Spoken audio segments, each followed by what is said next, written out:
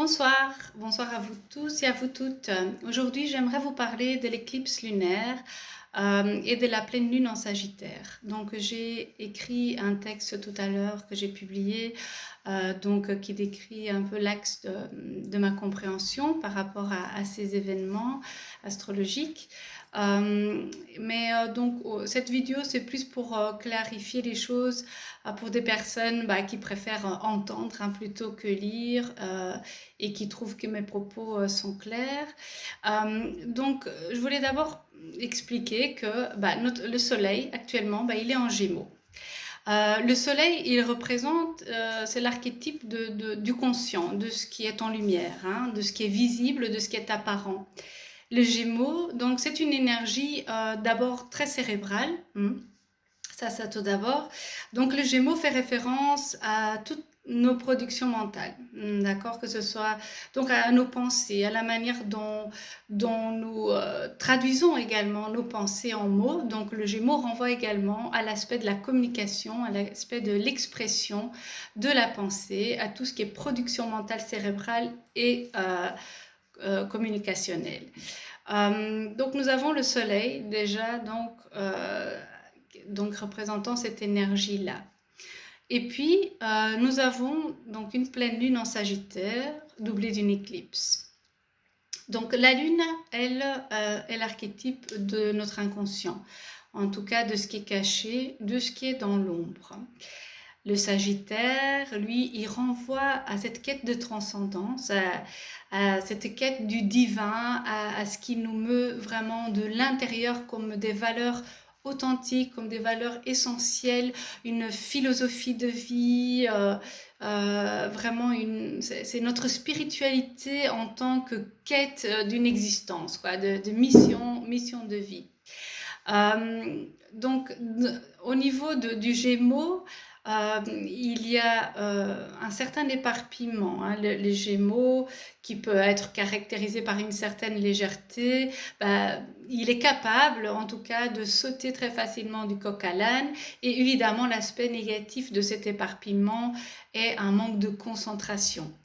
Nous avons par contre, par rapport au Sagittaire, cette capacité de focalisation, de concentration, de tous les efforts, de tout son être vers l'objectif, vers la valeur, vers la conviction authentique.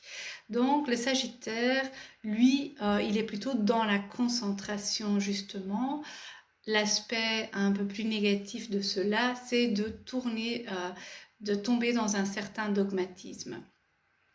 Donc, nous avons de manière éclairée actuellement l'éparpillement, ça on peut le voir, qui serait là pour éclairer quelque chose de plus concentré, de plus focalisé, qui serait dans l'ombre, au niveau donc de notre partie inconsciente. Il y aurait cet éparpillement apparent, cette grande activité mentale et le ressenti surtout en fait qu'ils ont sur nous, enfin qui provoquent en nous plutôt, est là pour venir mettre en lumière quelque chose de plus figé en nous, en soi. Donc quand en fait je passe du coq à l'âne, quand je saute d'activité en activité, quelle est en fait à l'intérieur de moi cette chose figée que je ne veux pas voir, par exemple. Donc ça peut être figé dans le sens de durci, comme un comportement, une croyance limitante. Par exemple, si je saute du coq à l'âne, c'est parce que, je donne un exemple, je peux me croire incapable de mener une tâche jusqu'au bout. C'est parce que peut-être ai-je peur en fait de terminer quelque chose. Peut-être ai-je peur en fait du résultat que je vais obtenir. Serai-je à la hauteur du résultat que j'attends, que les autres attendent de moi. Bref, en tout cas, cet éparpillement, de manière très simple et très schématique, peut venir éclairer quelque chose de durci qui n'est pas encore remonté à la conscience. Mais il peut aussi venir éclairer quelque chose de fixe, mais dans le sens, quand je dis fixe, à ce moment-là, je parle quelque chose d'important, comme une valeur ancrée, une conviction réelle et profonde que nous avons et qu'il nous faut, dont à nouveau, il nous faut prendre conscience pour mener à bien la vision que nous avons envie d'incarner dans le monde. Donc cet éparpillement, aujourd'hui, nous parle peut-être peut-être de l'objectif perdu, d'accord. Voilà, de l'objectif oublié ou de la valeur que nous avons délaissée, de notre partie sauvage que nous avons abandonnée momentanément pour une raison ou une autre. En tout cas, dans cette tension entre éparpillement et focalisation, il y a un équilibre à saisir et quelque chose à mettre en lumière. La mise en lumière de ce fonctionnement, que ça peut être des pensées qui doivent être mises en lumière, ça peut être une valeur oubliée, ça peut être aussi un schéma de comportement. Donc quand j'ai peur, par exemple, je stresse. Ça veut dire quoi? Donc quand j'ai peur, je me mets à penser à plein de choses qui risqueraient de m'arriver dans le futur par rapport à celles qui me sont arrivées dans le passé. Et donc là, nous avons cette tension entre ce qui est fixe et figé en nous et qui peut vraiment se manifester au niveau de notre plexus solaire et puis qui se traduit quand il n'est pas donc élevé au niveau de la conscience par un éparpillement cérébral. Donc la mise en lumière de ce principe donc, qui doit être conscientisé vous permettra justement de vous aligner. D'aligner vos visions, d'aligner votre sensibilité et votre créativité à votre manière d'être au monde. C'est bien de cela que parle donc aujourd'hui cette opposition entre le Gémeaux et les Sagittaires, opposition qui est censée devenir une réconciliation une fois donc le principe conscientisé. Donc il s'agit bien de réconcilier notre sensibilité donc, qui est marquée par la lune et notre créativité avec notre manière d'être au monde, elle qui est ce que nous exprimons, ce que nous communiquons, représenté donc ici par le soleil en Gémeaux. Donc ça permettra donc mieux encore même d'incarner de manière profonde et authentique ce en quoi on croit, ce qui nous fait vibrer, ce qu'on jure par tous les toits. Donc, par notre manière d'être au monde, je parle de nos actes, je parle de nos paroles, je parle de nos gestes, je parle de ce que nous disons et ce que nous faisons au quotidien et de notre manière d'interagir avec les personnes que nous rencontrons tous les jours.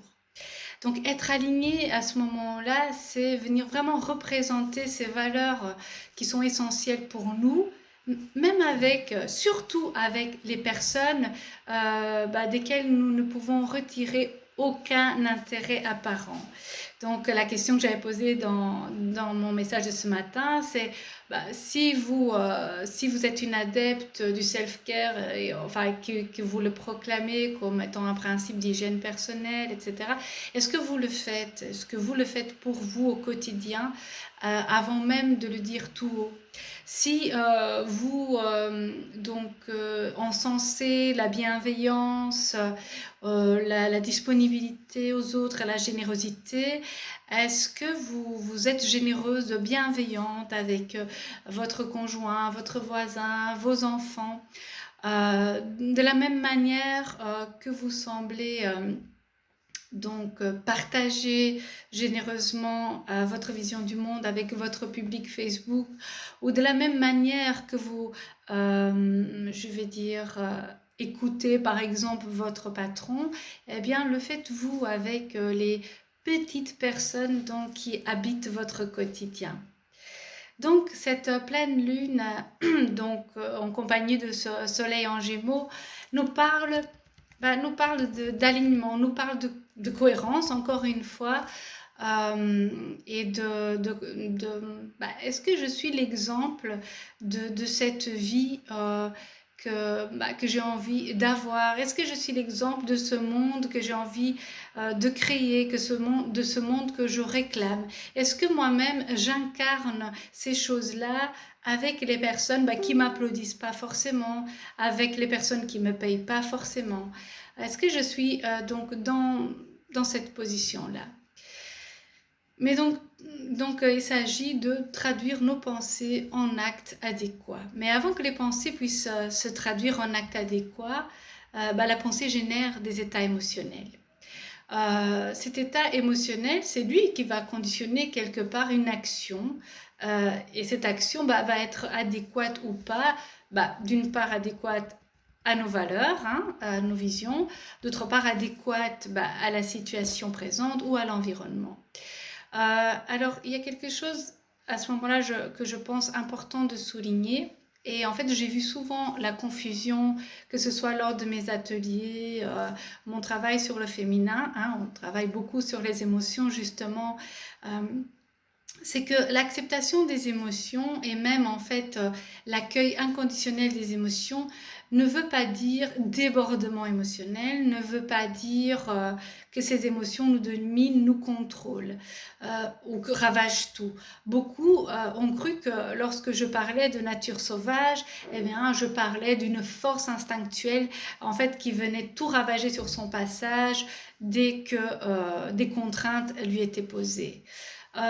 Il ne s'agit pas véritablement de ça. Accueillir, valider une émotion, d'abord passe par le fait de la reconnaître.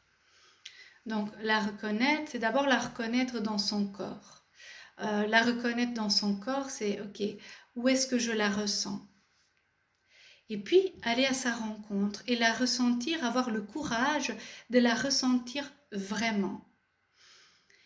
Et à ce moment-là, lorsqu'on la ressent vraiment, lorsqu'on l'entend soi-même, là, quelque part, on peut se demander, est-ce que maintenant, il est obligatoire que l'autre l'entende? Et parfois, on se rend compte que lorsque nous parvenons à nous écouter, à écouter nos émotions de manière authentique, eh bien finalement, ce n'est pas tellement important que les autres le sachent. Eh bien, voilà, il s'agit d'hygiène émotionnelle donc à ce niveau-là, c'est de comprendre que valider nos émotions, il y a quelqu'un qui est fort affecté par la lune en ce moment, donc accepter justement nos émotions ne veut pas dire les déverser sur les autres et même en fait que ces émotions nous fassent adopter des comportements qui ne correspondent pas à ce qui est important pour nous. Et donc voilà, l'hygiène émotionnelle fait partie du chemin à traverser entre traduction des pensées en actes. Voilà, comme quoi donc la pleine lune a vraiment une influence très importante sur les enfants. Et donc voilà, de là, ça nous amène à cette notion justement de responsabilité. C'est-à-dire j'ai mes émotions et j'en suis responsable. Et responsabilité, donc en tant qu'habilité à réagir, va justement va justement faire appel à cette hygiène émotionnelle-là. L'habilité à répondre, donc à répondre de nos émotions, à répondre de nos actes, l'habilité à répondre de nos pensées, qui fait que notre manière au monde va être adéquate à ce moment-là, va être alignée avec notre vision, va être alignée avec notre quête philosophique, notre aventure spirituelle. J'avais cité donc dans mon texte quelques écueils, quelques obstacles que nous rencontrons parfois lorsqu'on est dans ce cheminement, dans cette construction en tout cas de cet alignement qui n'est pas du tout, mais pas du tout évident. Et donc je vais en citer quelques-uns parce que je trouve ça important. Dans la quête de l'alignement, nous pouvons rencontrer plusieurs obstacles. D'abord, j'ai cru entendre parfois chez des personnes qui sont vraiment fort investies dans la quête de cet alignement, une confusion entre, et aussi chez moi, vraiment, entre conscience et rigidité. ou austérité. Donc, voilà, j'ai cru parfois percevoir chez des personnes comme moi, hein, qui cherchent vraiment à appliquer en fait les principes auxquels ils croient et qui et prennent vraiment leur, leur conviction très à cœur et prennent vraiment très à cœur le fait d'être des modèles. Eh bien, ces personnes parfois exercent une certaine violence sur eux au nom de la discipline, mais donc conscience et rigidité, conscience et austérité, ce n'est pas la même chose. On peut parfois avoir conscience que on n'adopte pas les comportements parfaits, donc parfaitement adaptés à nos principes. Et pour moi, là, c'est déjà beaucoup. En avoir conscience, c'est déjà énormément. En avoir conscience nous permet l'étape suivante d'appliquer de manière un peu plus complète voilà, notre vision à notre comportement. Un autre obstacle, c'est la confusion entre la responsabilité et la culpabilité. Auprès de beaucoup de personnes avec qui j'ai parlé de responsabilité, j'ai souvent ressenti très vite vraiment un rejet de ma proposition de responsabilité. Bien, je pense, sans développer, je ne vais pas développer tous ces points, tous ces obstacles que nous rencontrons dans la quête de l'alignement, je ne vais pas les développer, mais ici par rapport à la responsabilité, culpabilité, oui, il y a une confusion entre la responsabilité et la culpabilité. Très brièvement, à mon sens, la responsabilité, c'est la chose la plus libertaire qui existe. La notion, le ressenti, l'aventure en fait qui libère. C'est l'aventure de la responsabilité, de la conquête de sa propre responsabilité, tandis que la culpabilité, elle emprisonne.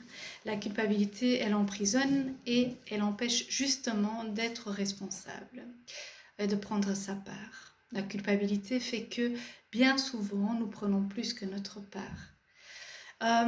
Donc, dans la quête de l'alignement, il y a aussi souvent donc une confusion entre la souveraineté et le pouvoir sur.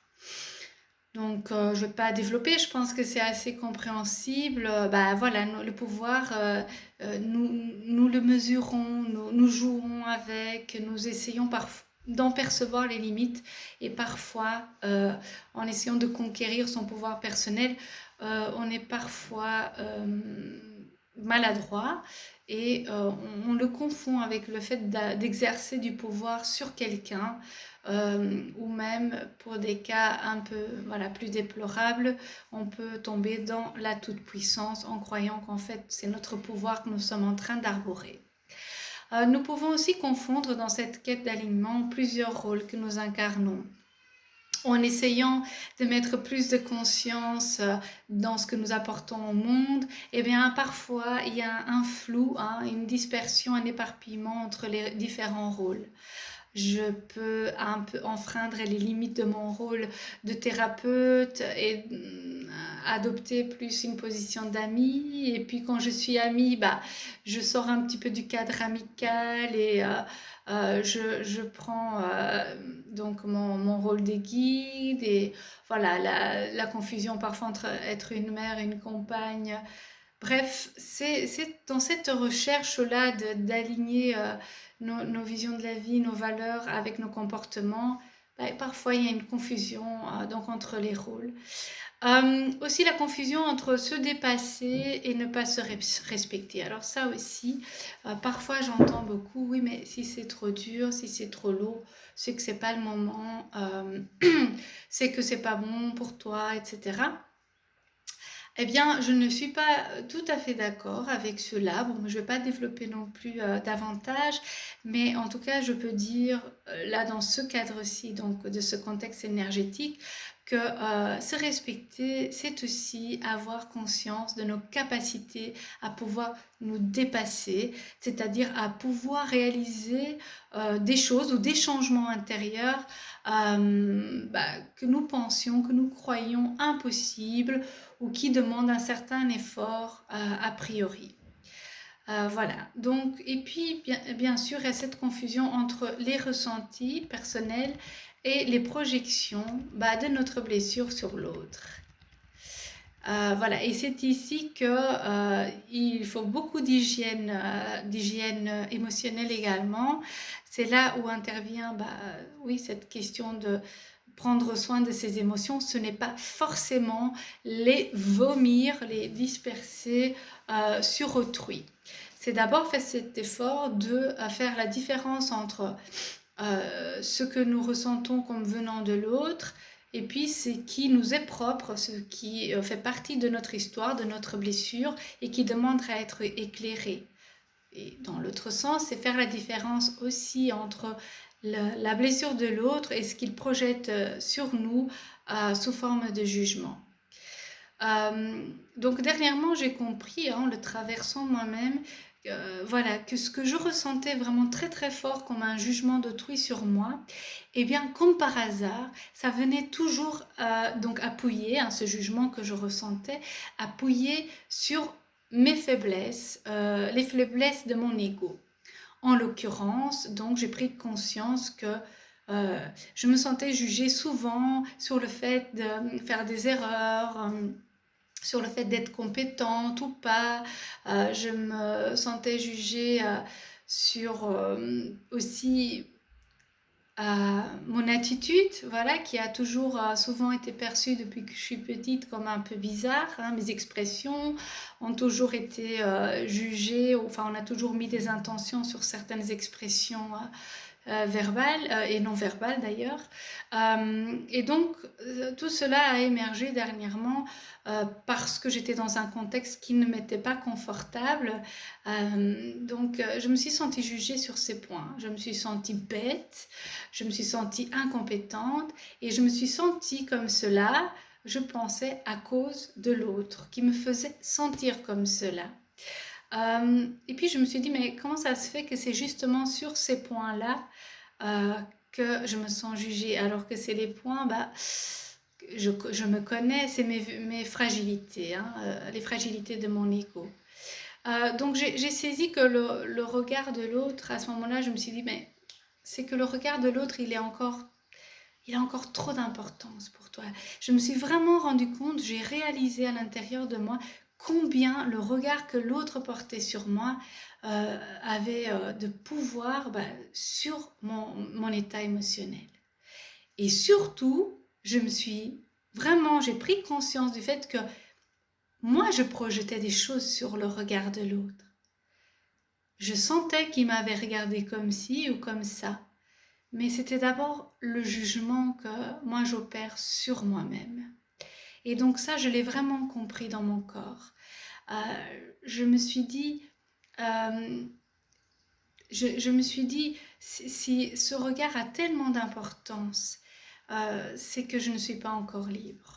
Je ne suis pas encore libre et donc je n'incarne pas encore tout à fait, je ne suis pas encore l'exemple de la vision que je défends, de la manière d'être au monde que je défends, qui est cette manière d'être sage et sauvage et donc émancipée en fait du jugement de l'autre, mais surtout émancipée de tous les jugements mortifères que nous pouvons opérer sur nous-mêmes. Et donc là, je me suis dit, j'ai essayé de changer de schéma mental et je me suis dit, voilà, je vais essayer de regarder l'autre comme quelqu'un qui ne me juge pas et je vais vraiment accueillir d'abord ce sentiment de jugement que j'ai envers moi-même, donc d'accueillir le juge qui est en moi, de le ressentir, et je vais essayer de voir l'autre comme quelqu'un de neutre et de voir le juge finalement à sa juste place, c'est-à-dire en moi-même d'abord. Et puis j'ai pu constater comme par magie que finalement l'autre, je l'ai trouvé sympa. Je l'ai trouvé sympa envers moi-même. Finalement, je l'ai trouvé tolérant et compréhensif vis-à-vis de certaines erreurs que j'ai commises. Et tandis que le juge en moi essayait de me trouver les peines les plus sévères, l'autre finalement m'accordait sa diligence, m'accordait tout à fait sa présence. Et là, voilà, je me suis dit, cette hygiène mentale, cette hygiène émotionnelle aussi est vraiment important. C'est important d'amener la conscience là-dessus, donc sur cette différence entre ce que les autres pensent vraiment de nous et la manière dont ils nous regardent, et puis l'incidence de notre regard donc, que nous avons sur nous, sur la manière dont nous allons interpréter les comportements des autres. Et donc, comment amener de la conscience là-dessus? D'abord, d'abord, très important, c'est d'être présent au ressenti. Donc, dès qu'il émerge à nouveau dans notre corps, pouvoir le situer et là, pouvoir l'écouter en soi-même. Lorsque l'autre formule ses opinions, ses croyances, sa perception du monde et parfois ses limites, en quoi me sens-je jugée et en quoi cela représente un danger pour moi? Qu'est-ce qui est mis en danger à ce moment-là chez moi? Est-ce la valeur que je m'accorde? Est-ce la place que j'ai dans l'environnement? Est-ce la vision que j'ai de mes qualités? Qu'est-ce que cela vient mettre en lumière? Qu'est-ce qui est encore figé, durci chez moi et qui m'empêche d'être l'exemple de cette philosophie personnelle de liberté et d'amour inconditionnel? Donc, voilà, très personnellement, en tout cas, pour moi, il m'est apparu que, eh bien, si j'opérais un tel jugement sur moi au point de les projeter sur les autres, si je m'empêchais en fait de ressentir tout à fait cette blessure, cette fragilité que j'ai encore, c'est que quelque part je ne me permets pas d'exister complètement. Je ne me permets pas d'exister sans avoir besoin de faire quoi que ce soit et surtout sans avoir besoin de le faire parfaitement. Donc ici aussi, c'est important de considérer que cet alignement donc entre nos visions et notre manière d'être au monde, il ne se doit pas non plus d'être parfait. Donc que j'existe au-delà de ça aussi, que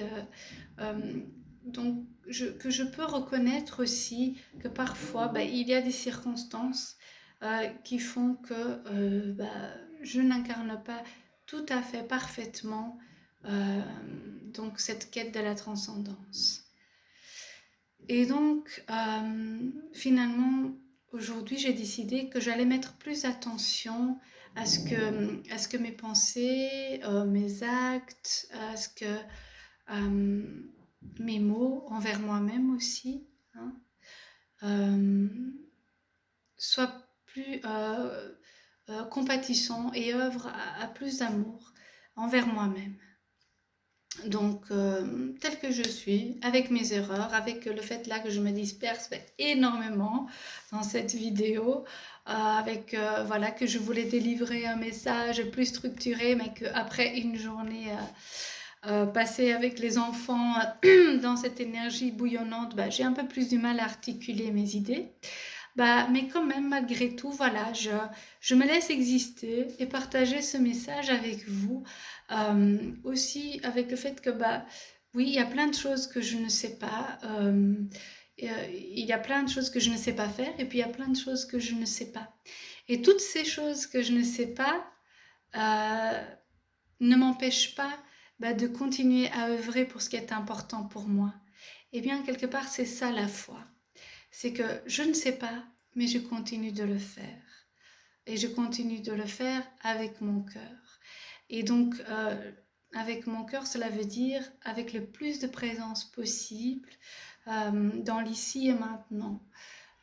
Voilà, donc lors de cette pleine lune, je vais me délivrer plus de présence, plus d'amour dans l'état où je suis actuellement, tel que je suis, sans concession, voilà, en œuvrant toujours à plus de liberté, donc à pouvoir faire des erreurs aussi.